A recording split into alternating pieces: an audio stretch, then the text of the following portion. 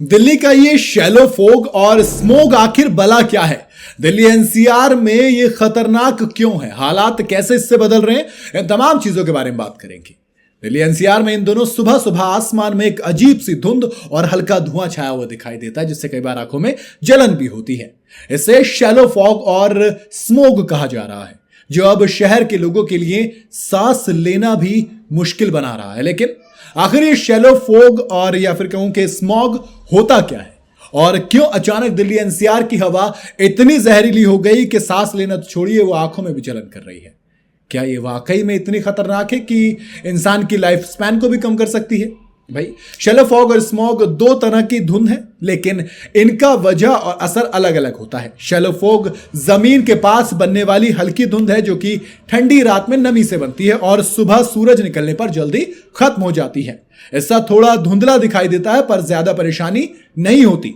वहीं स्मॉग धुएं और पोल्यूशन से बनने वाली धुंध है, जिसमें गाड़ियों, फैक्ट्रियों और इंडस्ट्रीज से निकलने वाला धुआं और गंदगी मिल जाती है। स्मॉग से सांस और आंखों में जलन जैसी दिक्कतें होती हैं। ये हवा में लंबे वक्त तक बना रह सकता है।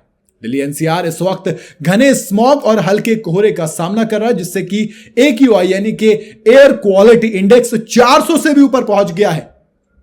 400 से ऊपर। भारतीय मौसम विभाग के मुताबिक ये हालात ठंडे मौसम और हवा में नमी की वजह से बने हैं। हल्का कोहरा तक बनता है जब जमीन के पास पानी की भाप ठंडी होकर छोटी छोटी बूंदों में बदल जाती है, जिससे कि विजिबिलिटी यानी कि देखने की क्षमता 1000 मीटर से कम हो जाती है। सुबह 8:30 बजे दिल्ली में इतनी कम विजिबिलिटी थी कि कुछ मीटर तक का रास्ता ही दिख नहीं रहा था, जिससे कई उड़ानों को रास्ता बदलना पड़ा। तो कोहरे की जब हवा में मौजूद धूल और केमिकल्स की वजह से मिलकर स्मोक बनाता है, वो भी दिक्कत देता है, जो कि पोल्यूशन लेवल को और भी ज्यादा खराब पड़ता है। ये फील वाला पोल्यूशन होता है। हल्का कोहरा और स्मोग दोनों ही एयर क्वालिटी के खराब करते हैं। जब कोहरा धुएं और केमिकल के साथ मिल जाता है तो ये स्मोग बनता है, जो न सिर्फ विजिबिलिटी को कम करता है बल्कि पोल्यूशन को भी बढ़ाता है। दोनों ही दिक्कत है। दिल्ली की हवा अब सीवियर कैटेगरी में, जिसका मतलब कि यह हवा भैया सेहत के लिए तो बहुत ज्यादा खतरनाक है। इसके अलावा दिल्ली के पास के शहर जैसे गुड़गांव ले लें आप, या गाजियाबाद ले लें और फरीदाबाद ले लें, इनकी भैया एयर क्वालिटी भी खराब है। जबकि फरीदाबाद में मतलब मॉडरेट है, बाकी गुड़गांव और गाजियाबाद में तो बहुत खराब है। इस खराब हवा की वजह से लोगों को सांस लेने में दिक्कत हो रही है, और अस्थमा और सांस की बीमारियों वाले लोगों के लिए तो दिक्कत बहुत ज्यादा है।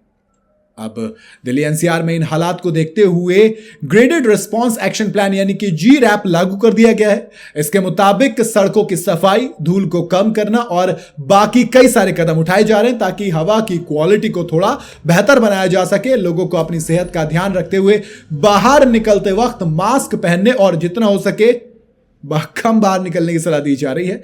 इस वक्त की सबसे बड़ी चुनौती यह है कि स्मॉग को जल्द से जल्द कम किया जाए और हवा में जो पोल्यूशन है उसको कंट्रोल किया जाए, ताकि लोगों को सांस लेने में दिक्कत और परेशानी थोड़ी सी कम हो, क्योंकि ये चीजें वाकई में इंसान की हेल्थ पर बहुत ज्यादा खराब असर डालती हैं, उसकी हेल्थ को खराब करती है, जिससे कि आपका लाइफ स्पैन ऑटोमेटिक कम हो जाता है। स्मोक टावर जैसी कई सारी सॉल्यूशन निकालने की कोशिश की जा रही है, बट अभी तक कोई एक पक्का सॉल्यूशन इसका नहीं निकल पाया है। बाकी आपके हिसाब से क्या किया जा सकता है वो आप मुझे कमेंट बता सकते हैं, क्योंकि आप पर्सनल लेवल पर अपने कोशिश करें कि जितना हो सके कम पोल्यूशन क्रिएट करें। बाकी सरकार की जिम्मेदारी है कि वो भी अपने लेवल पर पोल्यूशन को कम करने की कोशिश करें, चाहे नियम कानून बनाए या कुछ भी करे। बट इन द एंड तो यार हमारी हेल्थ की बात है ना, तो हमें खुद भी करना पड़ेगा और सरकार और जनता दोनों को इस पर साथ मिलकर काम करना पड़ेगा। आपकी क्या राय है मुझे आप कमेंट में बता सकते हैं। खबर अच्छी लगी हो तो इसे लाइक और शेयर कर देना।